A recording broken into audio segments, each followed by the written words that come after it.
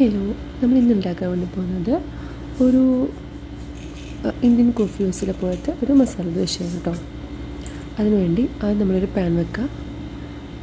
Pan നന്നായിട്ട് ചൂടായി വരുമ്പോഴത്തേക്കും അതിനകത്ത് കടുക് ഇടുക. ഇപ്പോൾ ഇത് വലിയ പാത്രമായിട്ടുണ്ട് കേട്ടോ, അങ്ങനെ വെളിച്ചെണ്ണ കുറവ് പോലെ തോന്നുന്നത്. ഞാൻ ഓയിലിട്ടേക്കുന്നത്, കാരണം വെളിച്ചെണ്ണയുടെ ആവശ്യമില്ല, ഓയിലാണ് ഇടേണ്ടത് കേട്ടോ ഇതിനൊക്കെ. അതിനുശേഷം ഒരു പച്ചമുളക് പൊട്ടിച്ചിട്ട് കുറച്ച് പച്ചമുളക് ഇട്ടിട്ട് ഒരു ഇച്ചിരി ഇഞ്ചിയും കൂടി ഇട്ടിട്ട് നന്നായിട്ട് വഴറ്റണം. നന്നായിട്ട് വഴറ്റി കഴിഞ്ഞ ശേഷം അതിനകത്ത് വേപ്പിലയും സവാളയൊക്കെ ഇട്ട് നന്നായിട്ട് വഴറ്റുക. ഒരു ഇച്ചിരി ആയി വരുമ്പോഴത്തേക്കും ഇച്ചിരി ഉപ്പിട്ട് കൊടുക്കുക. നന്നായിട്ട് വഴറ്റണം കേട്ടോ. ഒരുപാട് ഒരു ബ്രൗൺ കളറാവണ്ട, അത് നന്നായിട്ടൊരു വഴറ്റി വന്നാൽ മതി. പക്ഷേ കുറച്ച് മഞ്ഞൾപ്പൊടി ഇടുക.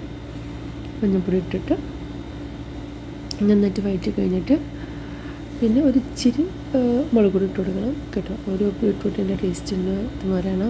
അതിനുശേഷം കുറച്ച് ബീട്രൂട്ടും കുറച്ച് ക്യാരറ്റും കുറച്ച് ഉരുളക്കിഴങ്ങും കൂടി നന്നായിട്ട് മിക്സ് ചെയ്യുക. ചെറിയ രീതിയിൽ നമ്മൾ അരിഞ്ഞെടുക്കുകയാണെങ്കിൽ നന്നായിട്ട് വേഗം എളുപ്പമാണ്. അതുകൊണ്ട് നേരെ തിന്നരിഞ്ഞ് അരിഞ്ഞിട്ടുണ്ട് നന്നായിട്ട് മൂടി വെച്ച് ഒത്തിരി പ്രാവ് വന്നിട്ടുണ്ട് കേട്ടോ. ആ സമയം കൊണ്ട് പുറത്തേക്ക് നോക്കിയപ്പോഴത്തേക്കും ഏകദേശമൊക്കെ നല്ല വെന്തിട്ടുണ്ട്. നന്നായിട്ട് ഇങ്ങനെ ഒടിച്ചു കൊടുക്കാം.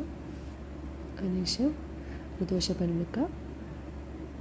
ഒരു ദോശയിൽ നന്നായിട്ട് ഒരു സ്പൂൺ കൊണ്ട് നന്നായിട്ട് ദോശ ഇടുക. കുറച്ച് നെയ്യിട്ടിട്ട് നന്നായിട്ട് അതിൻ്റെ സൈഡൊക്കെ ഇങ്ങനെ മുരിഞ്ഞ് വരുന്ന സമയത്ത് നമ്മുടെ മസാല ആക്കി വെച്ചിങ്ങനെ അതിൻ്റെ ഫീലിങ്സ് ഉണ്ടല്ലോ അതിട്ട് കൊടുക്കാം.